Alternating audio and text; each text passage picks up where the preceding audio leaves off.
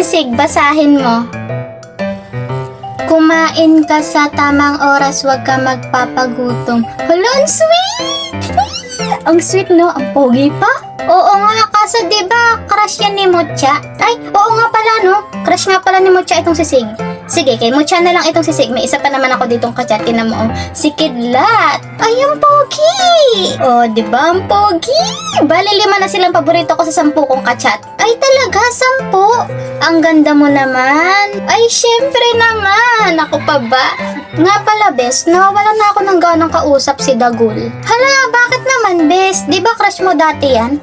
Sayang naman yung effort ninyo each other. Nambuburaot ka pa nga ng load dyan kay Dagul noon eh. Eh, kasi tingnan mo, oh. Nag-I love you agad siya sa akin.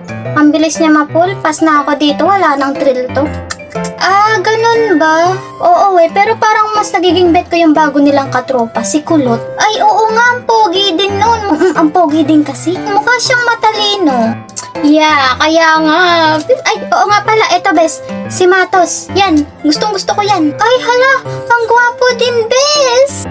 Tsaka mayaman pa. Sa kanya talaga ako dead na dead. Pero bes, mukha namang masungit at suplado yung si Matos. Ang alam ko kapag ganyang klaseng lalaki, medyo mataas ang standard ng mga yan sa babae. Okay lang yun, at least paniguradong more thrill ako dito kay Matos. Kasi gwapo, mayaman, tapos suplado, maangas, tapos parang medyo romantiko siya pag nagmahal. Tingnan mo naman ang itsura ni Matos, oh. Ang sarap siguro nitong galitin ng galitin. Tapos pag naasar siya sa akin, siya yung tipong pa-mysterious boy ang atake pag naiinis na siya sa akin. Kaso bes, baka masaktan ka lang dyan kay Matos kasi, yeah, masasaktan talaga ako kay Matos. More thrill nga eh. Yun ang gusto ko, yung malabong maging akin. At least, gwapo yung magpapaiyak sa akin. Magpapakatanga ka na nga lang sa lalaki, sa pangit pa. Doon na sa gwapo. At least hindi sayang ang luha mo dun, be. Gwapo yun, gwapo. Okay, sige, good luck.